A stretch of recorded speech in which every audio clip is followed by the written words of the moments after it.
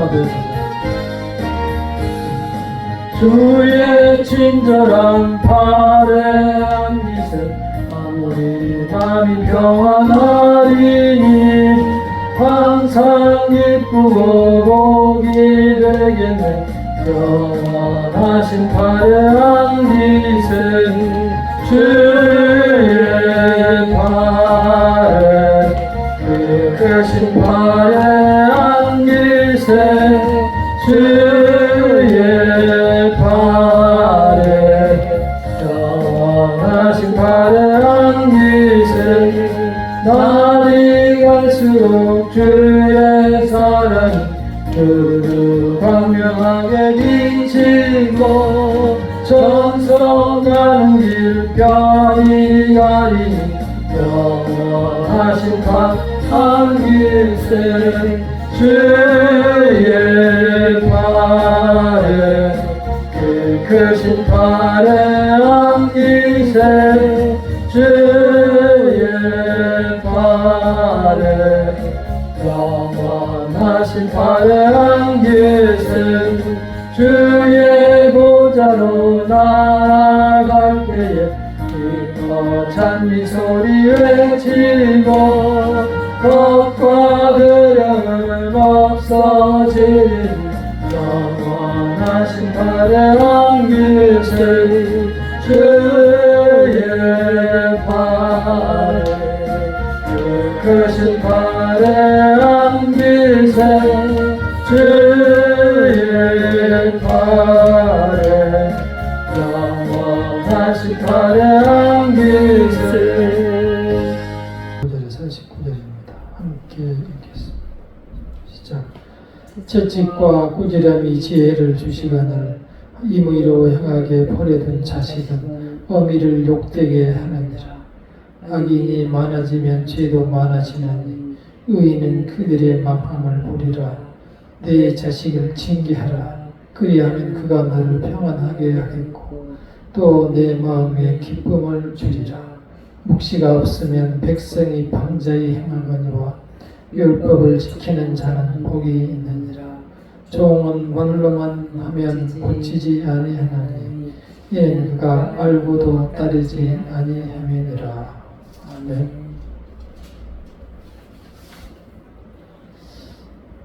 어렸을 때는 우리가 자녀교육이라는 말을 들어보지 않고 그냥 살아왔던 것이 우리 기성세대의 어린 시절이었습니다. 특별히 교육이라는 것에 대해서 별 관심이 없었습니다. 기껏해야 부모님이 선생님한테 우리 자식을 좀 사람 좀 만들어 주세요 하는 것이 다였습니다. 그리고 선생님은 사람을 만들어 주기 위해서 가정 방문을 많이 했습니다. 가정 방문을 많이 하면은 특별히 줄 게 없었으니까 날계란 하나를 선물로 드리거나 또는 찬물 한 그릇을 대접하는 것이 다였고 일체 다른 대접은 없었습니다. 그래도 와중에 천자문이라도 배운 사람은 글을 한 자라도 배웠기 때문에 사람을 사람 되게 만든다고 노력을 했고 어떻게 사람이 사는 것이 참다운 사람인가 라고 하면서 깨달은 것이 그때 당시에는 상광오륜 같은 그러한 사회의 살아가는 도리를 배우는 것이 교육의 전부였습니다. 그래서 부부가 서로 구별이 있고 찬물도 위아래가 있고 또 임금과 신하 간에는 의리가 있고 부자 간에는 친함이 있다. 친구 간에도 시의가 있다. 이러한 것들이 거의 우리가 배운 것이 다였고 그러한 것이 지역사회를 지배하면서 우리의 삶이 전부 그러한 틀에서 살다가 갔습니다. 오늘날 짧은 시간이지만 우리 세상도 완전히 달라졌습니다. 그 교육이라는 말은 사람 됨됨 위에서 지식을 가르치는 지식사회로 완전히 바뀌었고, 그 지식은 또한 돈벌이를 위한 수단으로, 명예와 권력을 위한 수단으로 사용이 됨으로써 점점 다른 방향으로 가기 시작했고, 돈과 명예와 권력은 다시 다른 사람들을 지배하는 도구로 사용되면서 완전히 성경의 가르침과는 다른 방향으로 갔습니다. 이제 우리 교육에서 사람을 어떻게 만들어야 되는지 하나님의 주신 말씀을 생각해 보겠습니다. 먼저 15절을 다시 읽어보겠습니다. 15절, 29장 15절 시작. 채찍과 꾸지람이 지혜를 주관할 임의로 행하게 버려둔 자식은 어미를 욕되게 하느니라.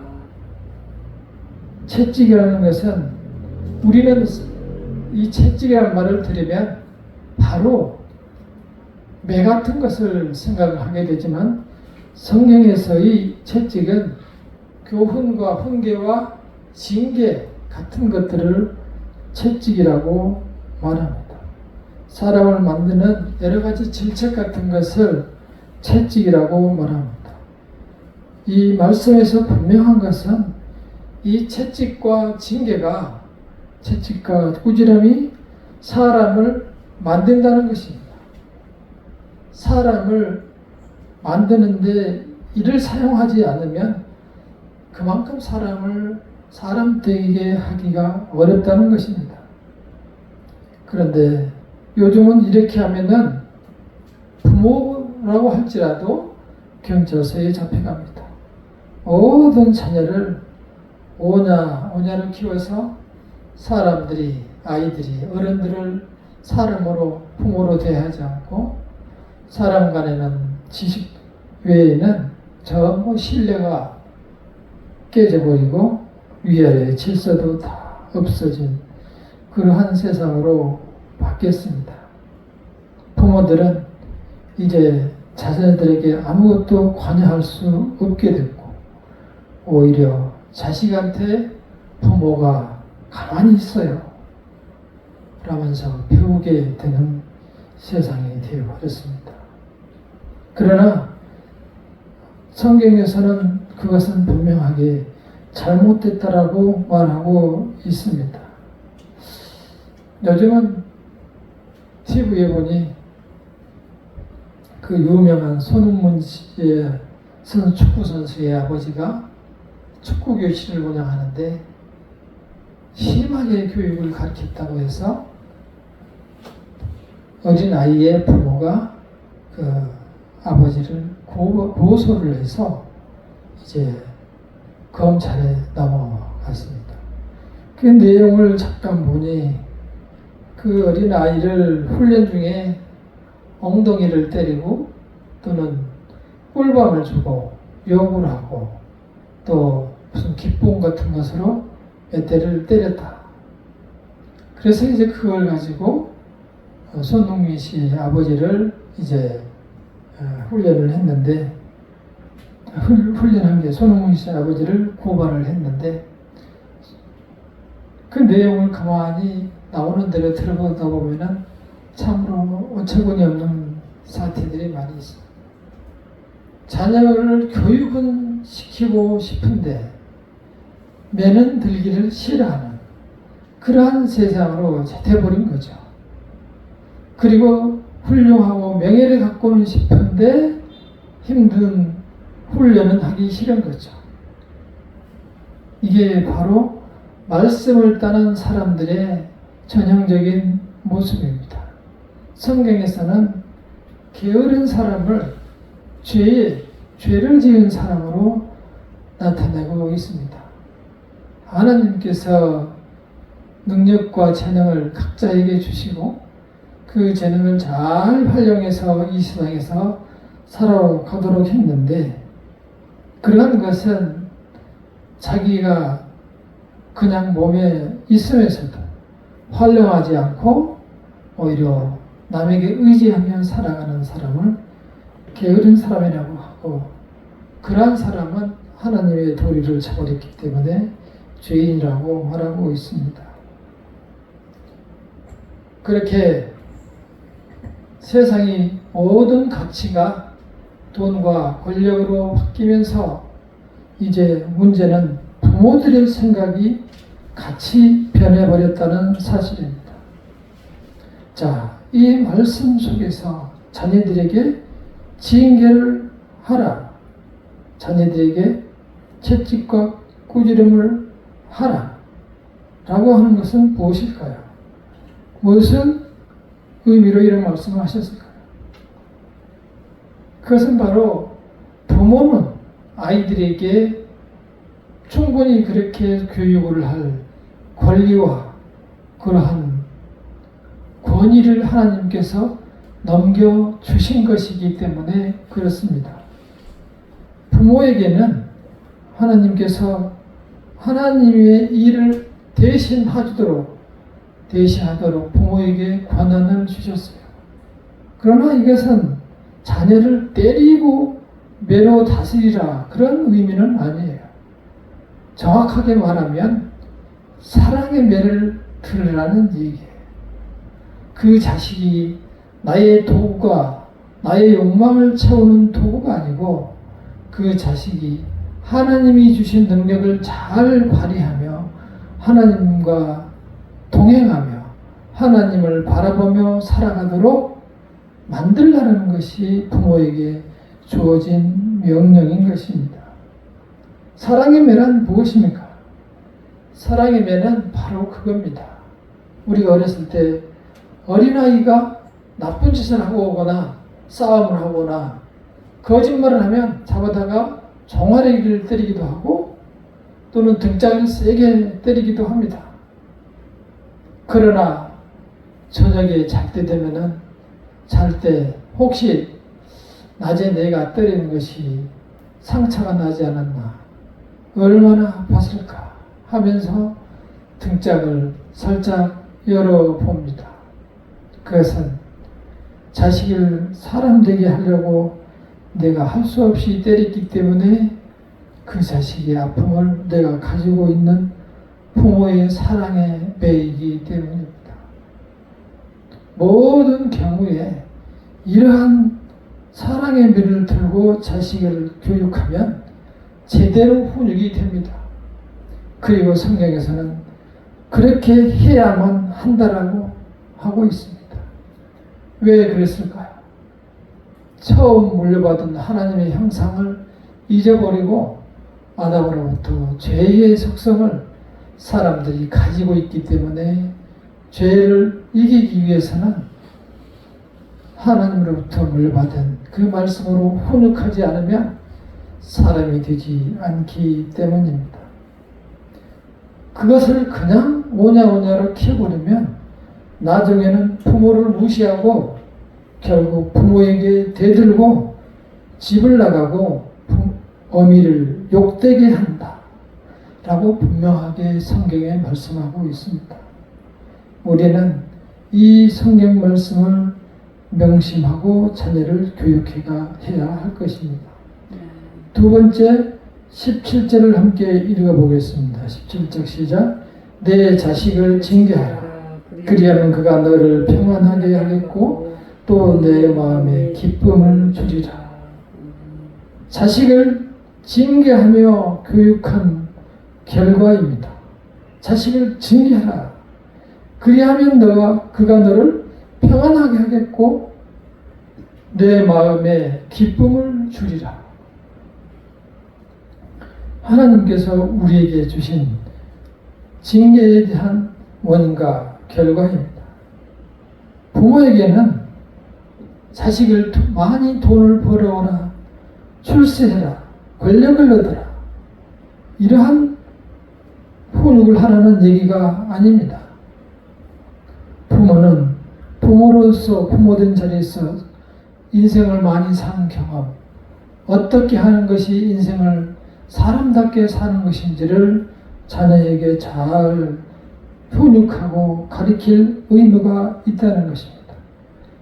자식들이 부모를 공경하도록, 그 자녀들이 이웃을 사랑하도록 그러한 사람으로 만들어 놓으면 돈보다도 내 마음이 평안하여지고 또 네가 기쁨을 얻는다.